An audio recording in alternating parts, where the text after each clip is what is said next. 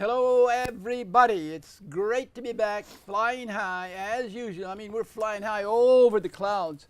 And when I say that, it's because I get excited about the people that I have here to interview. And I have a really fine gentleman here, and I call him as middle-aged. But middle age is, you know, between 60 and 80 and 90. But anyway, he's middle-aged and I'm middle-aged, not like down to those 44, 45 years old.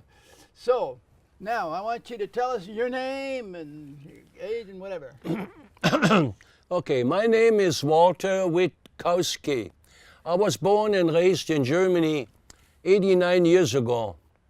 And it didn't take me very long to be playing table tennis, and I never lost interest once I got started playing table tennis.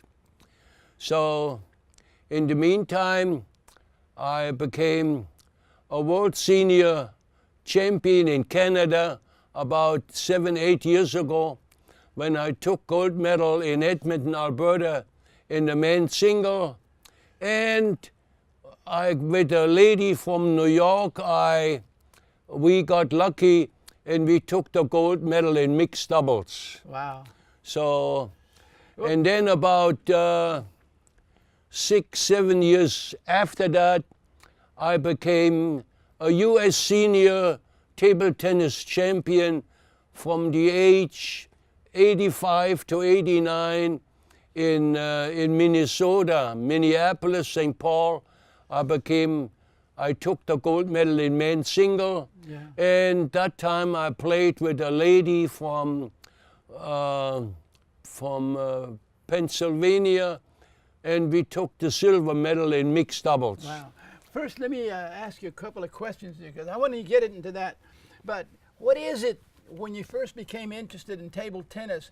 How many hours a day did you practice, and how old were you when you started? Oh, well, I tell you, as a kid in Germany, we practiced.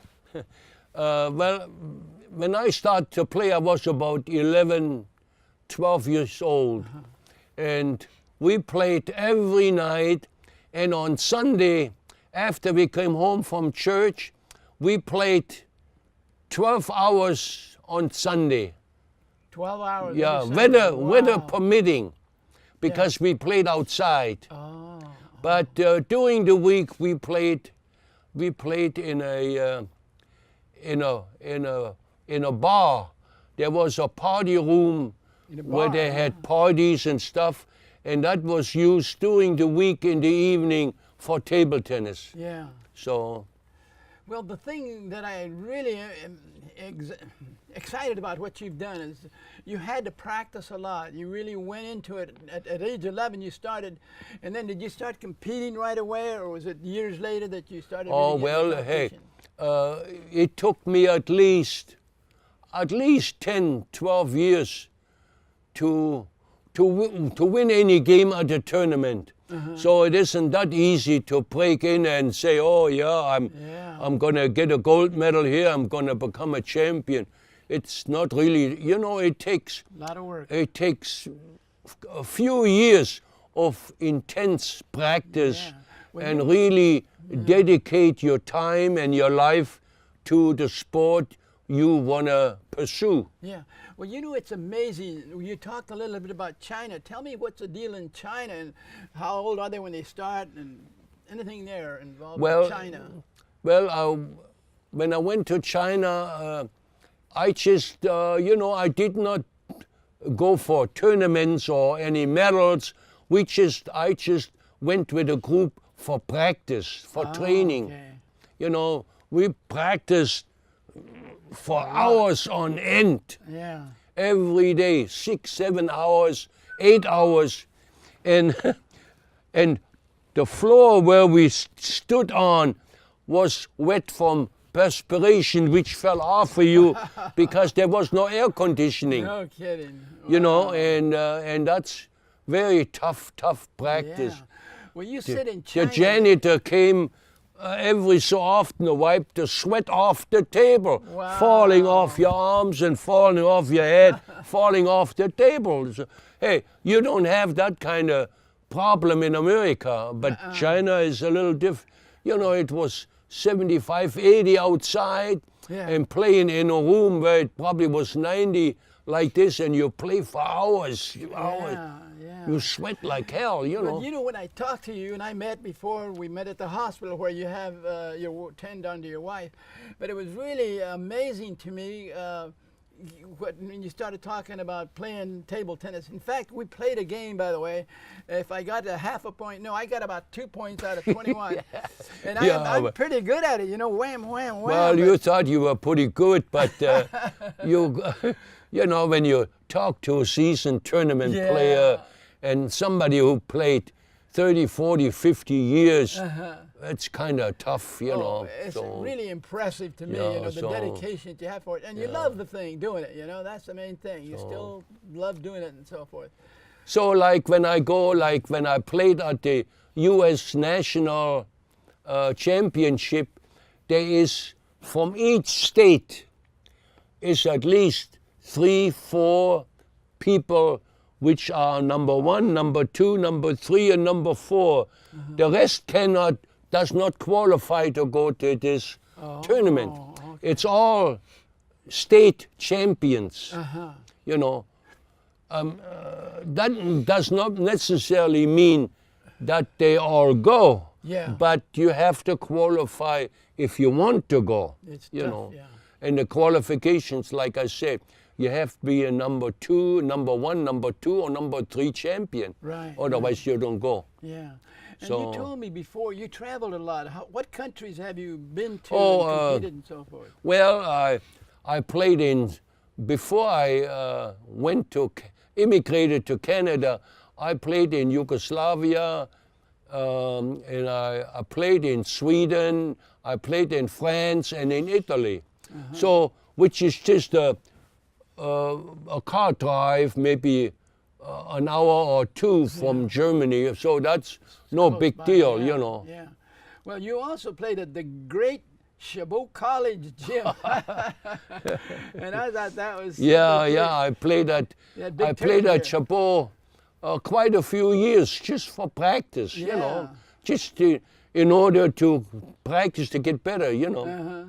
I played with the coach Papa Cristo and Bernard Shaw, Mr. Shaw. Yeah, Bernard, He was a tennis and soccer coach. Right. So. And Zach has been here for years, Papa Cristo. So he was a good. Yeah, he was a nice guy. He's awesome. Very likable man. Yeah, really likable. He likes other people, you know. He coached the wrestling team and so forth. So, pretty awesome that you knew him and worked with him on this. That's great. So you traveled to a lot of countries. And you mentioned a few. Any more other than, you know, Japan, Czechoslovakia? Yugoslavia, Italy, Sweden, and I played in Luxembourg, you know.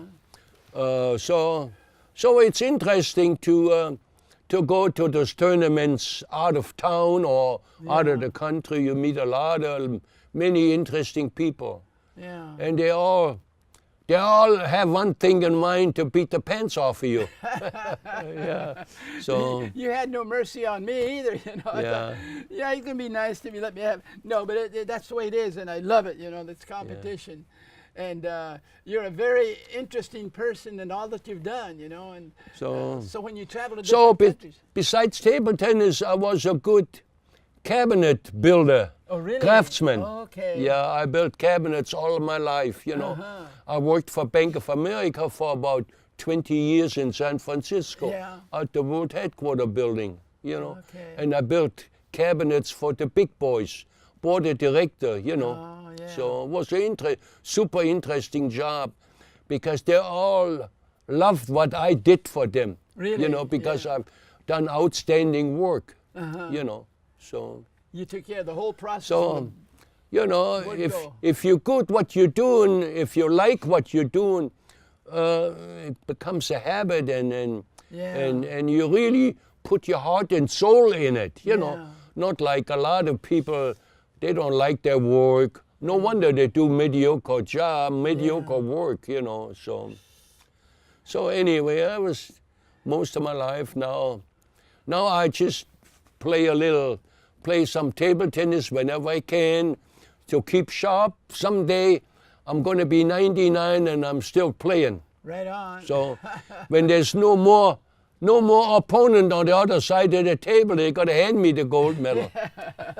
Well, you know what? Let's listen carefully here. We're going to make an appointment for him 10 years from now. Yeah, I'll be there. I'll be there. Thank you, my friend. Here again, you know, that'd be fantastic. Now, you've had quite an interesting life. You know, you build cabinets now, and then you're table tennis and so forth. What other things did you do? You know you got married. At what age were you hitched up? Oh, well, I got married. I got married. Let me see, 1956. Oh boy. Yeah, 56. Way I got back married. in, yeah. In Canada, I met a girl. Met my wife, which is from Vienna, Austria, you know. And we met on the bus in the morning going to work, you know. That's how we got connected, you know. So, and she's still my #1 sweetheart today. Yeah. Yeah. And it is awesome what you do with her, for her, because when I go to the hospital, I bring my dogs there oftentimes, and I met you there, and you were interesting to begin with. You know, we started talking, and your wife, I noticed she was laying in bed, and she smiles a lot now. Thank goodness. You know, when I was there, sometimes you know, she's very uncommunicative. Yeah. But you're the man of the hour with her still. You know, with what you do. Yeah. So how is she going to be doing? Is she getting any better, or is she going to be in the hospital a long time? You know, with multiple sclerosis, sometimes things get worse with time. But she's at the stage where kind of come to a level where she's not getting any worse. You know, they kind of the disease has start progressing, comes to a standstill. Yeah.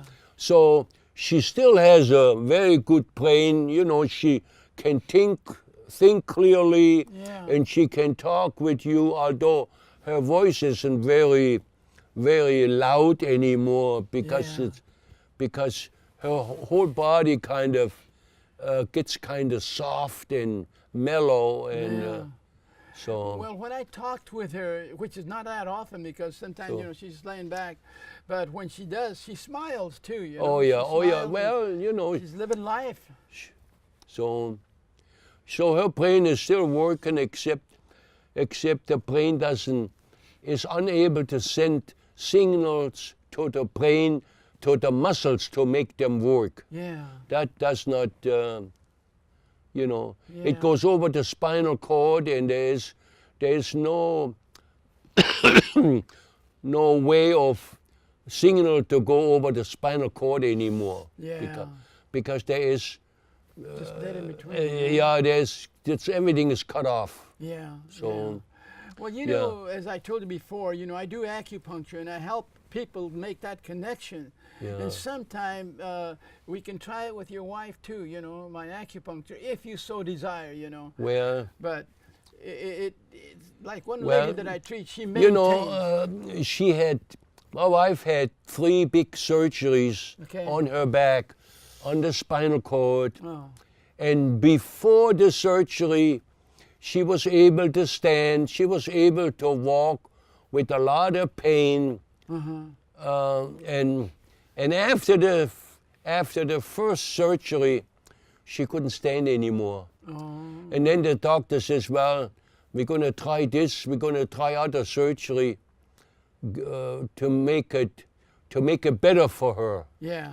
But didn't work, huh? No, it didn't work that way anymore. Yeah. And after the 3rd surgery, there was nothing there no more. Yeah. So that's why, like in European countries, when you have spinal cord problems, they don't go for the surgery right away. You know, they sometimes don't even rely on surgery at all. Yeah. Because they know it's too uncertain. The outcome is too uncertain when you touch the spinal cord. Yeah, especially there. Yeah, Yeah, the spinal cord is so sensitive and so, you know, it's so connected to everything. It's, in a sense, you know? You yeah, get in it's- there and it's so, like a real you know. puzzle. Yeah. So that's why, you know, even now, spinal cord surgery, they're not too much performed anymore Yeah. because it's too much of a gamble, Yeah. you know. Yeah. So, Yeah, I've talked to some and people. that have my been wife through said that, yeah. too, if she would have known it had such an outcome, she would have never went for the surgery. Yeah, yeah, But too late now, you know. yeah. The Well, damage is done, and so yeah. anyway. But she, you know, she takes it easy, you know. She knows you cannot jump over your own shadow. Yeah. So How does she feel, you know, about you doing all you're doing with the table tennis and so oh forth? hey, you Does got to see her smile when I Really? come home with the medal, Okay, and you know, yeah. she likes it. She gets more excited than me. Right. Yeah, she wonderful. tells everybody in the nursing home what I did and what I got, and you know, Uh-huh. so she's very happy about that, you know. Yeah, and I saw some of your medals. You showed them to you one time. And you gave me one, which is beautiful. I appreciated that very much. Yeah, You know, yeah. like I said, here's my buddy. You understand? Yeah. Oh yeah. And I got 1 point off of him in a game. Ta-da! So So that was great. yeah. Well, tell me more, you know, in your life, you've gone through the playing sports and so forth. What else did you do in terms of sporting goods? You know, did you run or anything No, else? You play tennis or what? In Well, sports? well, you know, when I was in grammar school, and you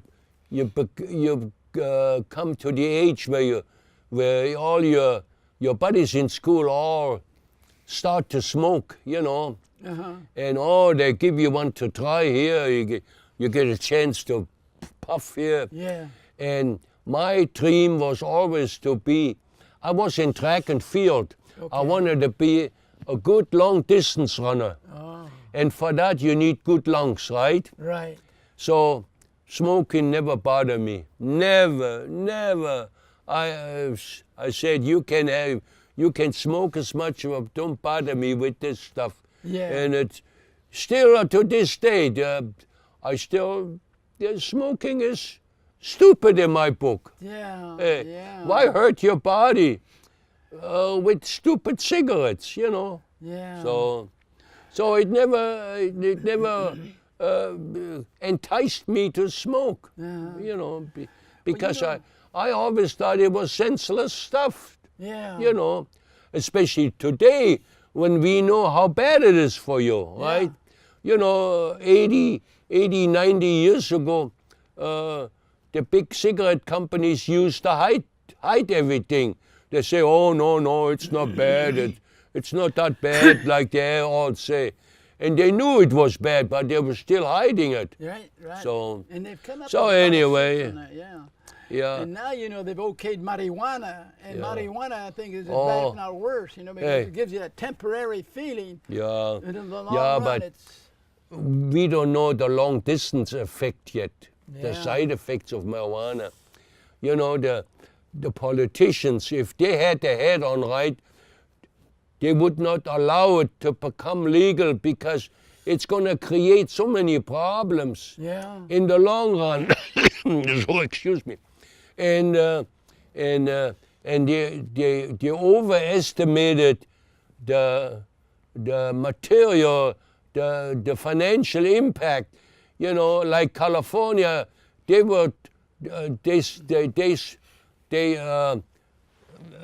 figured a $3 billion financial windfall Yeah. from sales of marijuana. Right. It hasn't materialized.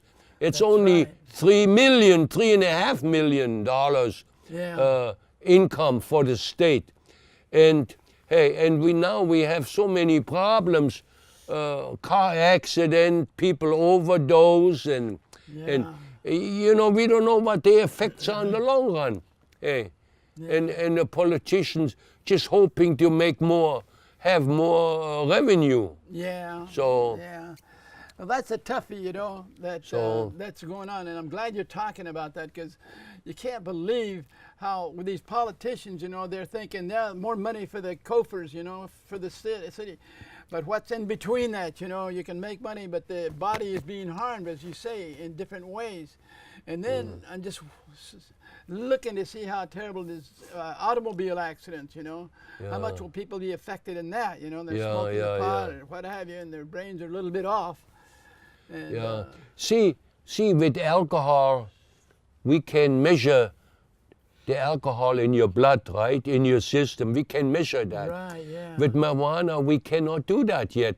And they make it legal for use, right? So we don't even know what we legalized. Yeah. How big the problem gonna be in 5, 10, 20 years from now? Right, yeah. But like in the state of Colorado, the accident rate has increased over 35%, just alone by the influx of marijuana. Is that right? Yeah. And they blame it on that? Yeah, because that's what I was saying they legalized marijuana earlier than California, Yeah. a couple of years earlier. Right, So yeah. So you would think the politicians would look at this, how other states are doing it, and what the effects, what the outcome is over long time use before they even considering making it legal. Hey, Yeah. that's the way I would look at it. Yeah. But it's a beautiful no, way to look at it, because no, long they run. can't get their hands early enough on some free money. Yeah, Yeah. that's the problem. So Looking at the money end of it, and not the actual effect on them and so forth. So that's a biggie, and it's going to be a biggie in California more so than we might think, But hopefully, as we talk about these things and we reach different audiences here, and by the way, this program that we have going here at Chabot, we can reach in different states and countries, getting on the interact and online and so forth. So your word can go back to your own family back home, in Germany. Just we'll find the way how to set up your television so you can do that and inform these people, about what's happening. And in the United States itself, we can reach a lot of different places, and hopefully, they can hear you, because they'll tune in and start hearing what you've got to say. And maybe some people will change their minds and maybe fly the kite right, I guess. We'll see. So, tell me more about, because originally when I got you here is because I wanted people to know, at your age and what you're doing, and it's still active and so forth. So two things, the things that you've done, and at your age, a lot of people 89 are just back down and that's it, Daddy. Well, first of all, when you get to be 80, 90 years old at age, you have to do certain things as far as diet goes. You have to, you cannot just eat like a garbage can, eat all kinds of junk and expect to be in good shape when you get that old. Yeah. It's not an accident. You have to work on it. You have to eat good food, and you have to eat sensible, and forget about smoking, forget about marijuana, forget about alcohol. That's a big no-no. Yeah. The way I see it. So, well, thank God, so far, I don't have a disease in my body. I never been to a hospital with a disease, or, You know, my last checkup was 45 years ago. Wow. And, you know, Yeah. I always say, Kaiser always called me and say, well, are you ready for your checkup? Well, I said, I don't have a problem. I don't want to waste the doctor's time. So, yeah. Well, So, you know what you're saying is so interesting. And when you said, you know, foods are important, exercise, what kind of foods do you lean into? well, Proteins or what you know, they all said the old science, it's not what it's true today. Like they were shying away from anywhere from fatty food to milk and butter and cheese, and it was supposed to be margarine and vegetable oil, and but the vegetable oil which is on the market today, it's not pure vegetable oil, it's plastic. Yeah. Because the way it's treated, the way it's expelled, your body cannot handle it. So that's why you got to rely on good oil. Yeah. You know, you gotta eat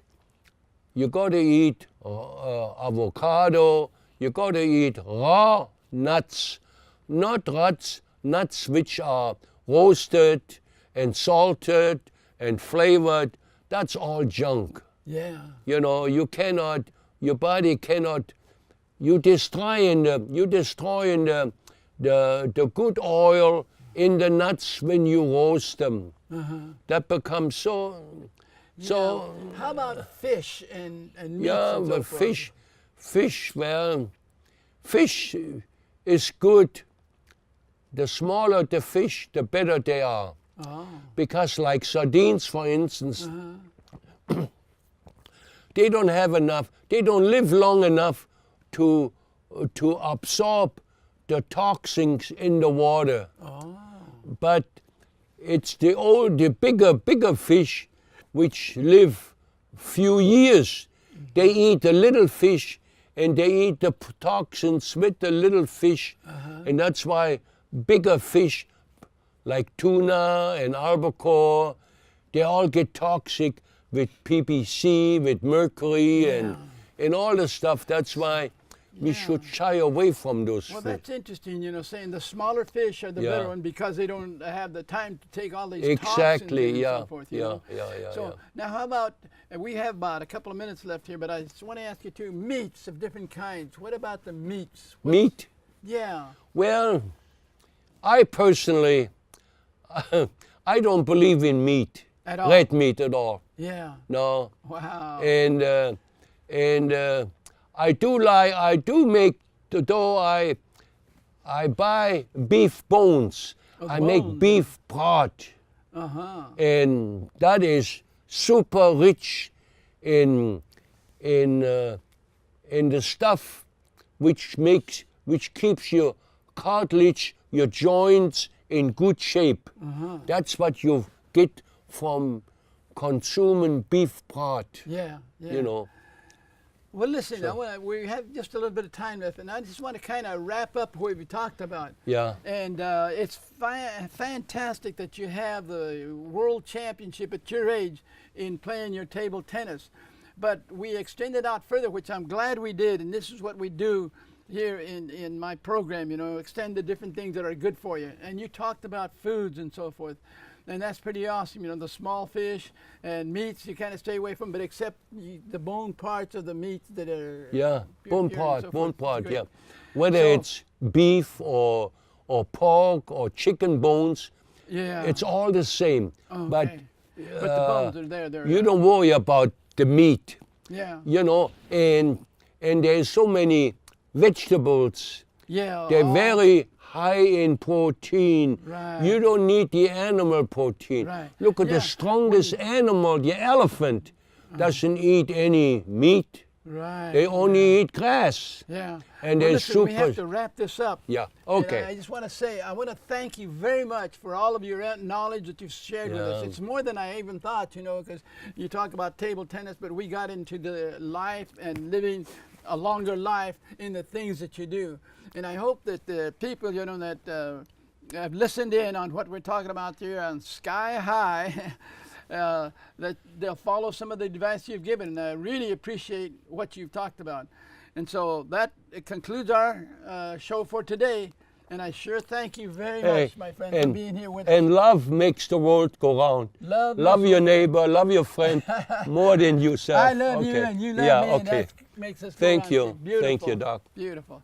Thank you very much.